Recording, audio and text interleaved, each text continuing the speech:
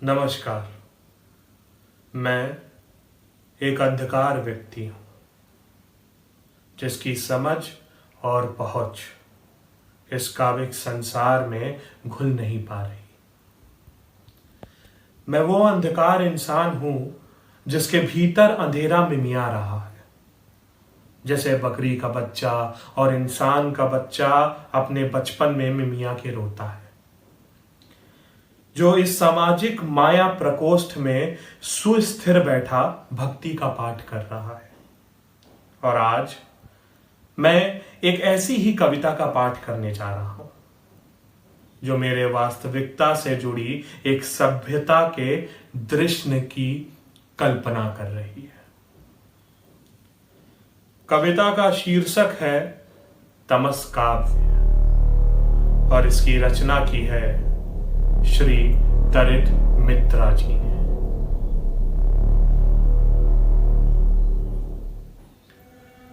तब थी अंधेरी रात, तामसिक घने अंधे सन्नाटे से प्रछन्न थी ये दुनिया। ठीक उसी समय मैंने देखा वो पौराणिक ऐतिहासिक झूला। घिरी थी वो पत्थरों, कटीले तारों और लोहे के बांध से। उत्साहित और धीमे, बड़ी ही कातर सावधानी से उस झूले के अंदर झांका। उस झूले में सो रहा था अति प्रशांत, अनुकूल, ऐतिहासिक 2000 साल पुराना एक नवजात शिशु।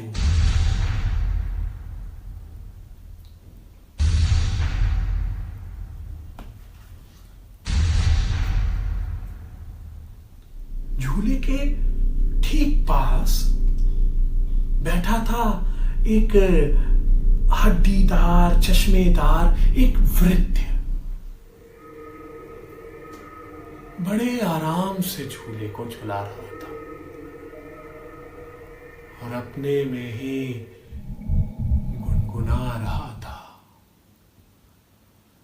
वैष्णव भजन तो तेने कहिए जे, पीर पराई जान रे।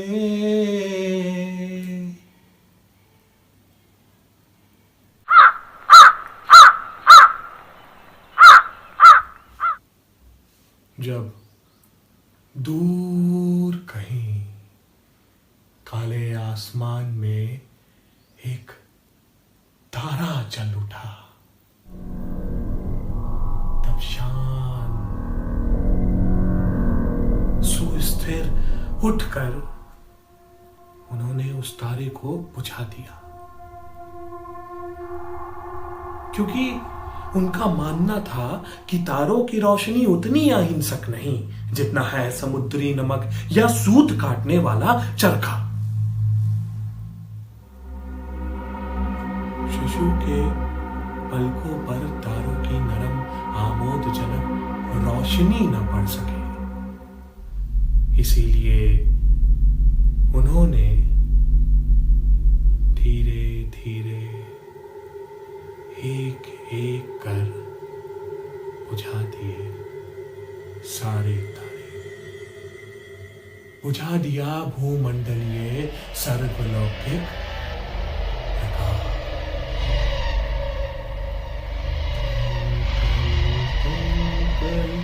Little star, how I wonder what you are.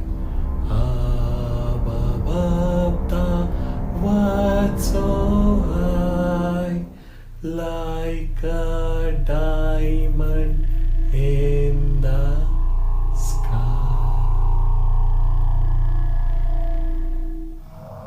Gulistan के भांति निशब्द हो गई ये दुनिया फिर से।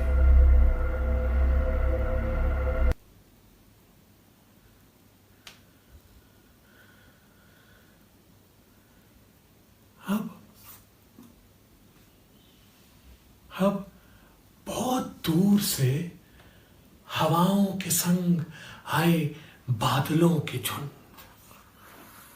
उन बादलों के पलकों पर लगे थे सौम्य कोमल गुलाबी सपने।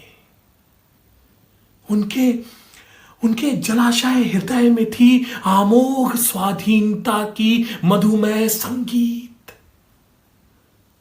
पृथ्वी के हर जीव के लिए था समरूपता का मधुर स्वर। समुदाय प्रेम की शब्दों में वे बादल थे मंत्र मुक्त। संगीत के लय छंद ताल की थिरकन पर वह शिशु भी झूम उठा। उसके चेहरे पर छा गई एक आशापूर्ण छोटी सी मुस्कान। जैसे प्रेम स्नेह का एक तत्व स्वर्गीय मीठापन। वो पारस संगीत बजता ही रहा, बजता ही रहा, बजता ही रहा। क्षितिजहीन सीमाहीन ब्रह्मांड के पार बजता ही रहा, बजता ही रहा, बजता ही रहा।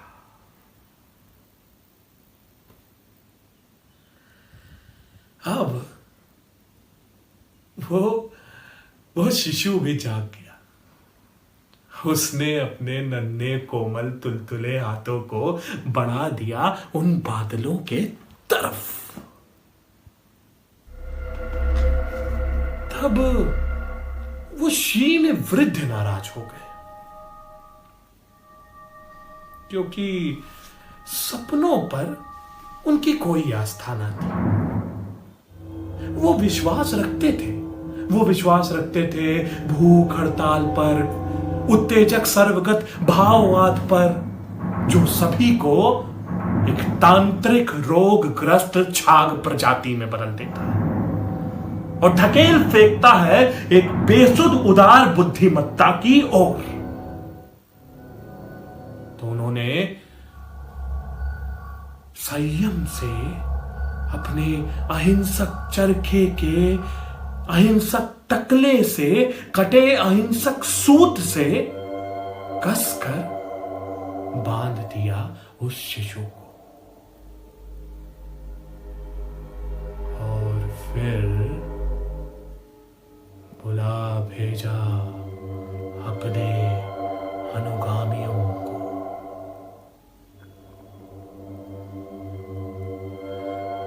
दौड़ते भागते ढाके लगाते आए वो अनुगामी।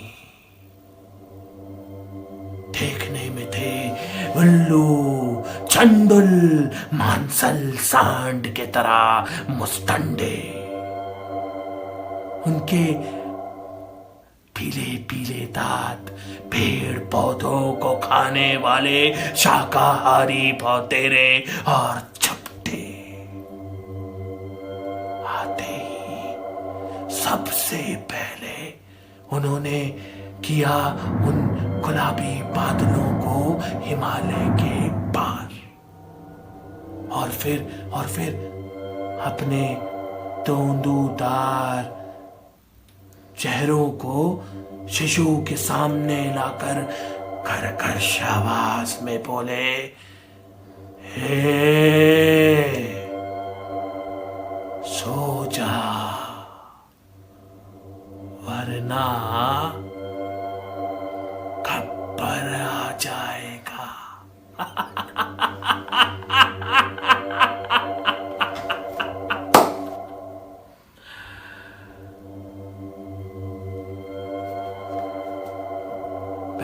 शिशु ने आंखें मूंद ली और वह सो गया।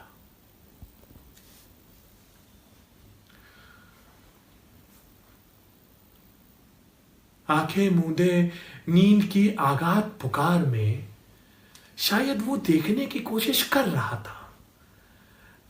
था समरूपता के अछूते गुलाबी सपने, जो सपने थे नवीन जागरण की प्रारंभी अभिलाषा।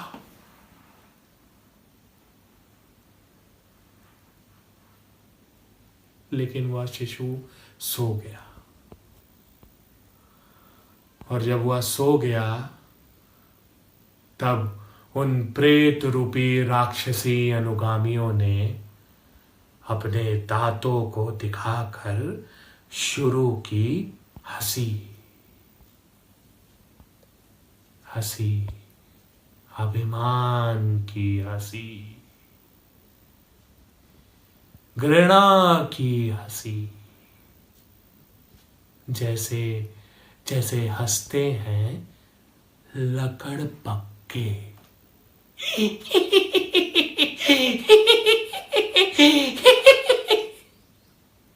और वो हंसते गए और उनकी नारकीय हंसी सुनाई देती है आज भी।